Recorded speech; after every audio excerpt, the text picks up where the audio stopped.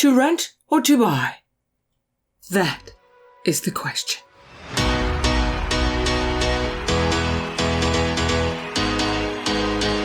I'm Caroline Reed with The Real Deal, where we give you the confidence and the clarity that you need to make the right real estate decisions for you. And if you like this kind of content, feel free to go down below and hit the subscribe button. And today we are talking about whether it is better to rent or to buy. Now that is a question. That is a huge question. And I'll give you the answer right now. The answer is, it depends. It depends on several things. So I am going to try to kind of cover some of these topics here so give you something to think about so you can answer that question for yourself. So first, let's talk about it from a purely numbers point of view. If you're a very numbers-oriented person and that's your bottom line, well then let's talk about something called the 5% rule. The 5% rule is a way for you to gauge based on unrecoverable costs that are out the window and you get no benefit for whatsoever, like rent. Rent, you just give to your landlord and you're done. That's it. You don't see anything for that. The 5% rule. Basically, it says take these things into account when you're trying to balance which one is financially better. So 1% of that 5% is for taxes that you would have to pay when you buy a home that you don't have to pay when you're renting a home. Take another 1% for maintenance costs, because when you're renting, you don't have to fix any of that stuff. So, but when you're owning a home, you sure do. That leaky pipe that bursts, you need to take care of that. That's all on you. And you need to budget, or would be smart to budget some money to take care of that. Then the remaining 3% is a little bit more difficult to quantify. That 3% is opportunity costs. So opportunity costs is if you bought, let's say you bought a $200,000 house and you put 20% down, $40,000 down. That's $40,000 out of your bank account going to the bank for that mortgage. Can't use it anymore. However, if you were renting, you could take that $40,000 and invest it and you would get a return for that. That's the opportunity that money affords you. So opportunity costs. Coming up with that 3% is kind of a long, drawn out process, but it has to do with how much does real estate return historically? How much does your mortgage cost you? How much do stocks and bonds historically return? That's kind of a larger equation. Okay, so if you take your 1%, and your 3%, you put them together, you get your 5%. That's the 5% from the 5% rule. What you do with that is, if you're looking at buying a house, let's say you're looking at that $200,000 house, you take the $200,000, you multiply it by 5%, then you divide by 12. That amount is the monthly unrecoverable cost of owning that home. And you can compare that to your rent. If you can rent for less than that amount of money, then maybe it's better to rent. So there you go. That's the 5% rule. That is a purely numbers way of thinking about it. But as we all know, there's more to life than just numbers. There's way more nuances than that. So let's take a look at some of the pros of renting versus the pros of buying. And maybe that will kind of spark something in you that will help you kind of decide. So let's look at renting first. What are some of the pros of renting? Well, first, renting certainly gives you more flexibility. At most, you have a 1-year lease that you have to live out. And there are lots of landlords that will let you break that lease within, a couple extra months or a couple extra months rent payment, or if it's in a very popular building that there always have people, they might just let you out of it and get a new tenant in at higher rent and everybody's happy.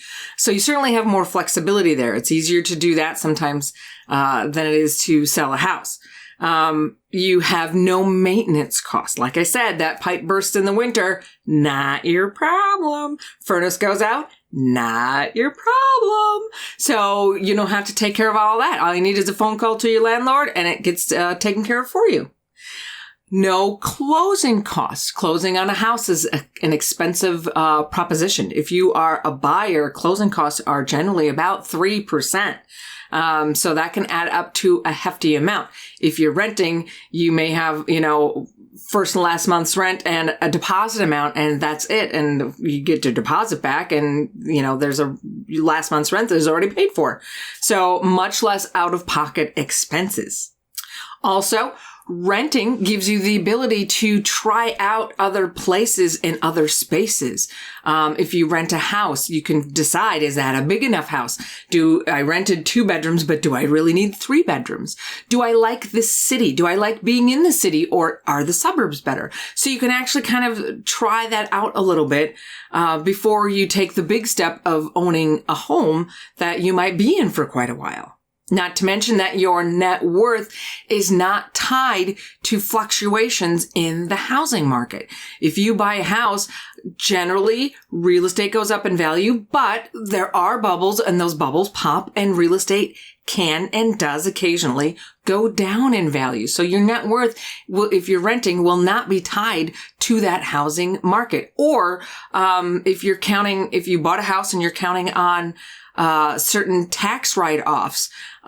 If you're renting, you're not worried about what the legislature decides to do with the taxes in relation to your mortgage deduction or something like that. Okay, so now what are some advantages to buying a home?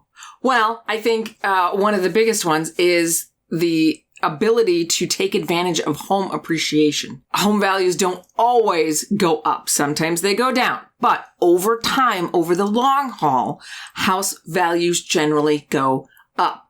And so as long as you're paying your mortgage down and the house is going up, you will have a chunk of equity in between there. The amount between what you owe and what the house is worth is your equity, and that should grow over time. Which brings me to the next advantage, which is being able to use that equity. You can get either a home equity line of credit, or you can refinance your mortgage and do a cash out and take advantage of that money that you have in there. Another thing is that as you're making your monthly payments, you're paying down that principal, you're paying down the amount that you owe, you're growing that equity. So it's actually kind of forcing you to save money. That's never a bad thing. I know I'm terrible at saving money, but I make that monthly payment every month, and my principal is going down, which means that I have more and more equity every month. That is like a savings account that I can draw into. So it's like forcing you to save money, which is never a bad thing. There are also tax benefits. If you own a home, you can deduct your property taxes, and you can deduct your mortgage insurance up to like $750,000 or something like that, which obviously covers the vast majority of us. So you can get tax savings that you don't get if you're a renter. And what I think is one of the biggest things, for me personally anyway, is you can customize your house. It's your house. You can do with it what you want. When I moved into my house, the first thing I did was pick out some colors for my office and paint the walls. You can do whatever you want. It's your house. Another thing is stability. It's my house. As long as I keep making these payments, I will live in my house. I can choose when I want to live in my house. When you're renting, it's not quite so clear. Your landlord could decide they're done being a landlord and they could sell that house, and maybe they sell it to another landlord who lets you stay. But they may just sell it to an investor who wants to flip it, and they have to let you live out. At least in Minnesota, they have to let you finish out your lease. But once that lease is over, they can say, "You're out. Don't want you here anymore." So you kind of lack some stability there. You never know exactly what's going to happen. Well, in a house, that is not the case. It's a more stable environment. Also, privacy. Now, obviously, there are places that you can buy a house where you have neighbors like right next door to you. But for the most part, you can choose. You can choose to buy a place where your neighbors are further apart, and whatever happens inside your house is your business and nobody else's. Not quite as easy, especially in an apartment. You hear some apartments are really good. You don't hear what's going on next door, but a lot of places you hear everything that's going on next door, and they can hear everything that's going on with you, or they can see you coming and going and who you're bringing into your apartment. I don't know. But the point is, it's not exactly the most private of existences. And I like my privacy, so that's another reason that I decided to buy a house. And lastly, go ahead down below and hit that like button. So now we're done with the pros and cons. We're done with the financials. And maybe for you, it's still as clear as mud. I don't blame you. But I've got some questions here that might be able to help you clarify things a little bit for yourself. So if you still don't know, ask yourself these questions and maybe it'll give you a little bit of insight, help sway you one way or the other. First, how long do you plan to stay? It's generally accepted that if you buy a house, because of the closing costs and stuff like that, and moving expenses and whatnot, it takes a few years, I don't know, depending on your interest rate and things like that, anywhere from, 4 to 7 years to make buying a house kind of pay for itself because of those upfront costs that you don't have when you're renting.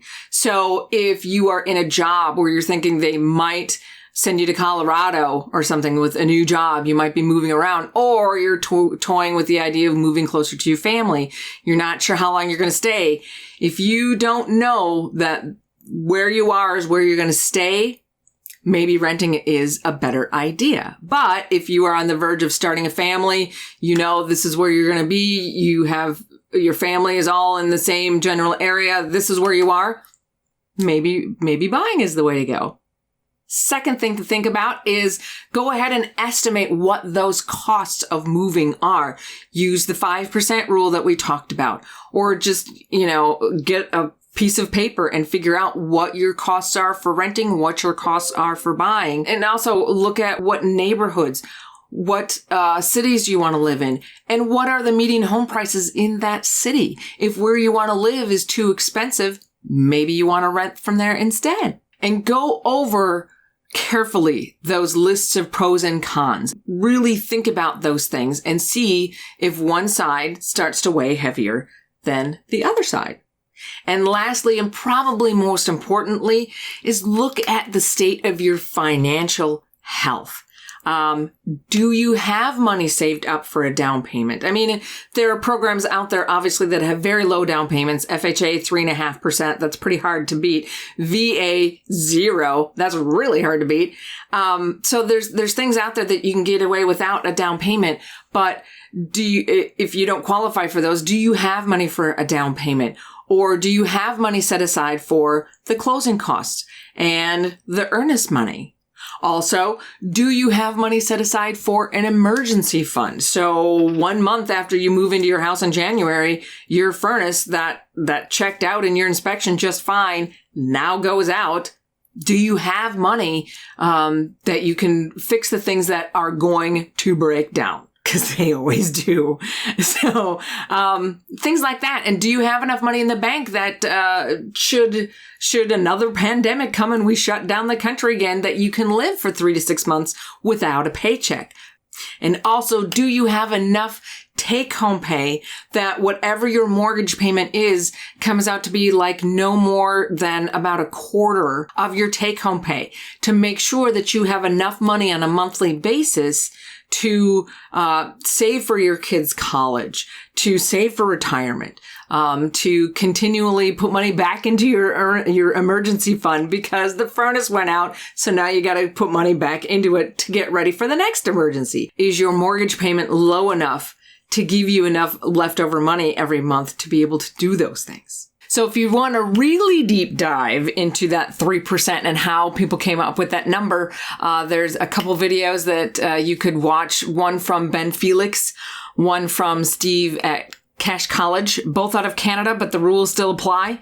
I will put links to those videos in the description below. And if you want information in general on the costs of renting versus buying without necessarily using the 5% rule, I invite you to watch Stephan's video on the expenses of buying and selling. And I will leave a link to that one in the description below, as well as links for his 2 videos, why you shouldn't rent a house and why you shouldn't buy a house. Lots of things to think about with those. If just by chance you are now leaning toward the buy side, but you don't know where to go now, one thing that might be helpful is click on this video right here for more information on how to get a conventional loan with only 5% down. If you like this kind of content, go down below and hit the subscribe button, and you can hit the bell to get notified when new videos are available. Until then, I will see you next time.